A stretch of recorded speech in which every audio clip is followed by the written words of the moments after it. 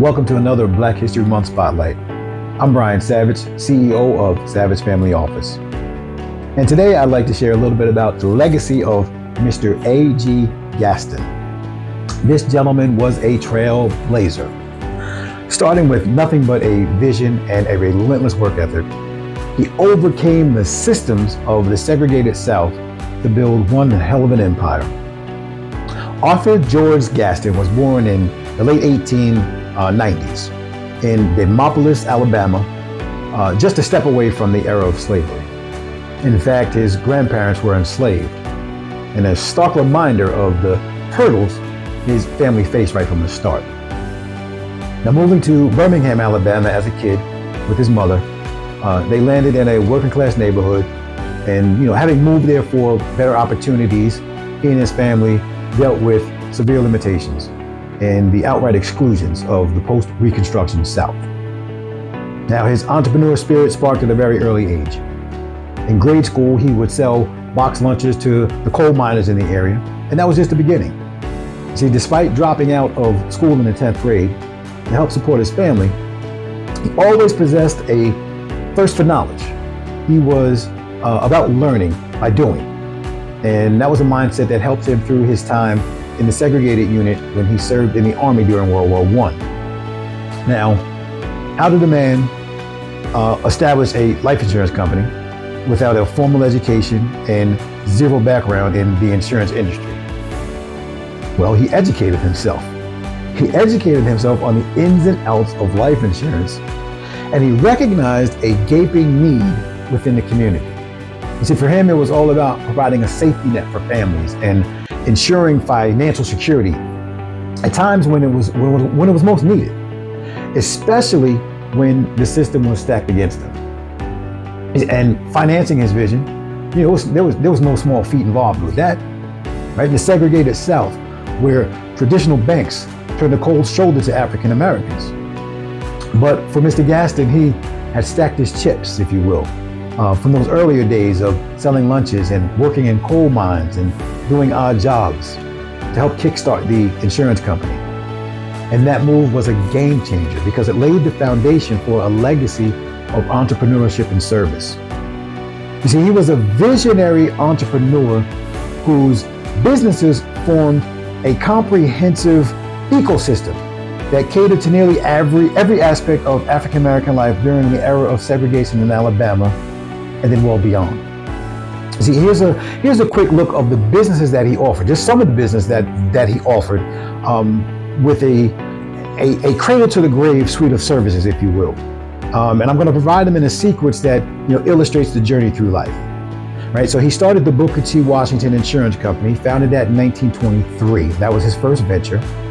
And then he has the Gaston Clinic, medical clinic that provides proper medical care and treatment. He established the Federal Savings and Loan Association, a bank which was critical for providing loans and banking services, enabling African Americans to buy homes and start businesses.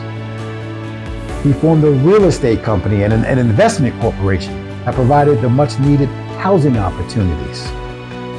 Not only that, there's the A.G. Gaston Construction Company he formed that not only constructed houses, but also contributed to the community infrastructure. And then the Booker T. Washington Business College that offered vocational and business trainings. We can't leave out the Gaston Motel, which served as a safe haven for travelers and a meeting place for civil rights leaders.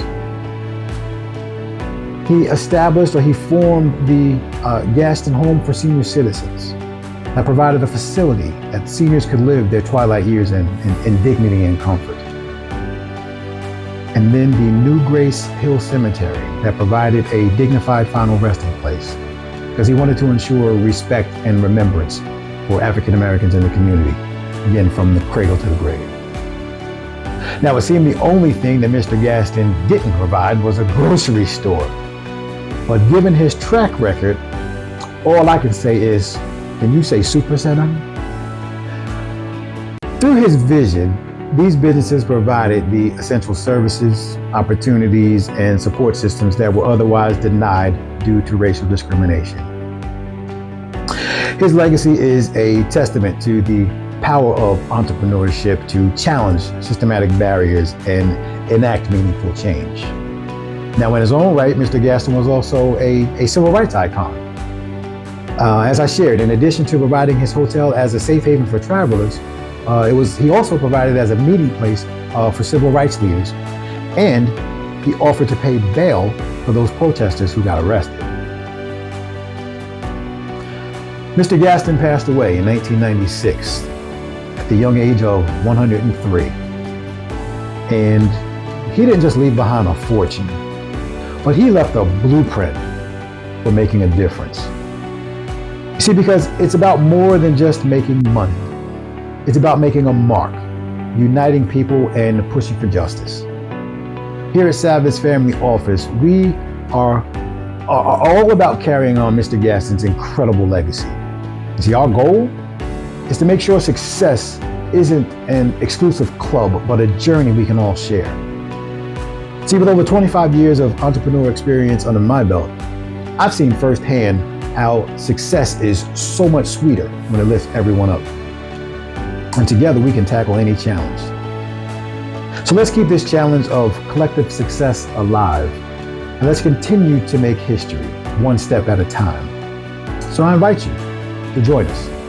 Whether you're securing your financial future or aiming to leave a lasting impact on your community, we're here to work with you. We are here to collaborate. We are excited and looking forward to continuing the journey and to aim to draw on the legacy of Mr. Gaston and all the trailblazers who paved the way for all of us to leave the pile higher.